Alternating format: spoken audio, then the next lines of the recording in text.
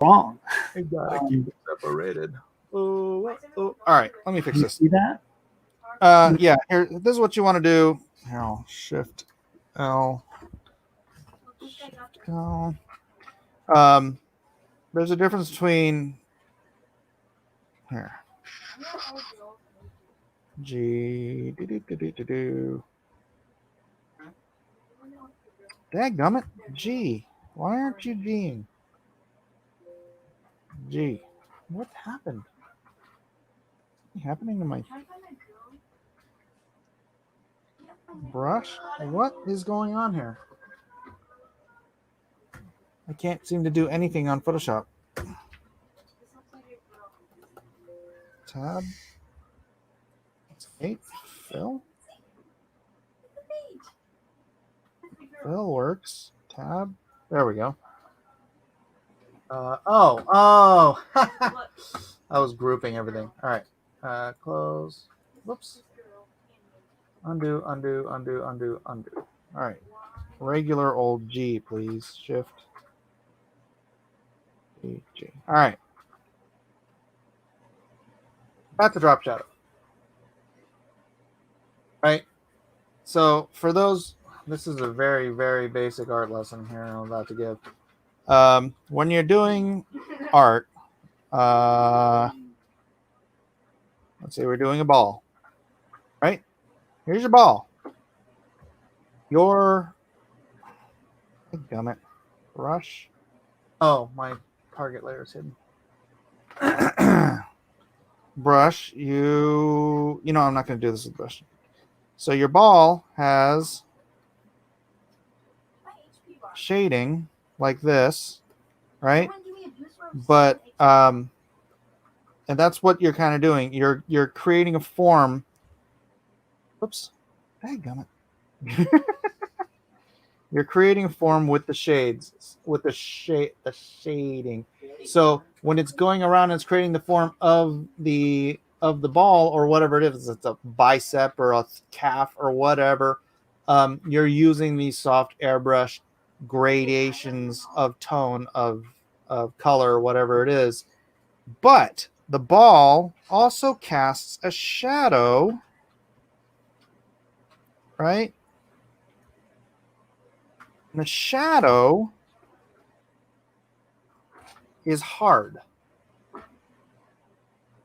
Drop shadows. It's a drop shadow. The cast shadow will always, especially if it's like right on top of it. I mean, you can see it in the light here. It's like, oh, look at my pen. Look, my pen is, I can see the shape of my pen on my hand. But the shading from the computer and from my light, it creates a core shadow here. And then another tone of light, a bluish tone of light, is coming from my computer. And so the darkest part of my arm is that center core where the shadow of the overhead light and the shadow of the fill light meet. And so that's called the core shadow. I don't have a core shadow on this ball, but it's kind of a different point. My point is drop shadows have to have firm, solid edges or at least close to it. When you have an image like you have and everything is simply airbrushed, you don't get any form. If I was going in here, let me do another layer. If I was coming in here and I wanted to give her a sense that she's actually on here and I'm coloring it, I would be like, all right, let's give her a nice drop shadow here. Right? Where else would it be? This would have a drop shadow. See, you kind of gave it here in the illustration itself, but not in the coloring. Oops. What am I doing? Sorry, I'm not used to all my hotkeys on this. I used to use a Mac. And then it's the same thing up here. It's like her arm should be casting a shadow here. Now, because you have backlighting behind it, gosh, I didn't want to make this into a coloring thing, but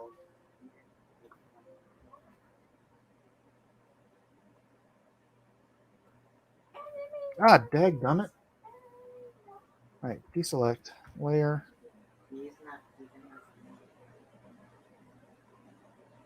And again, this is backlighting here. You're gonna want. This is Reaper. This is like You want to leave this coarse shadow, and then use some of the coloring from back here to bounce off of her, like that. And this is obviously an oversimplified version of what I'm trying to explain, but you know, the breasts, same thing. Look, these boobs cast shadows. Sorry, and they would here as well. I don't know what shade to use here, but just something like that along those lines. It gives it more of a form instead of it just looking like some giant marshmallowy thing. Agree, Gary? Yes. All right. I agree. As far as, you know, same issues with Bridgman. Learn your Bridgman. Mike hates lazy. Mike does hate lazy. Drawing teeth before the mouth is my first big takeaway from this, plus hard versus contour shadows. Well, good. Trying to learn you some stuff. Right. Good, Conrad. All right. Let's see who is next. What time is it? 11:16. All right, let's grab this. I'm not going to do the big fuzzy blue guy because he's a big fuzzy blue guy.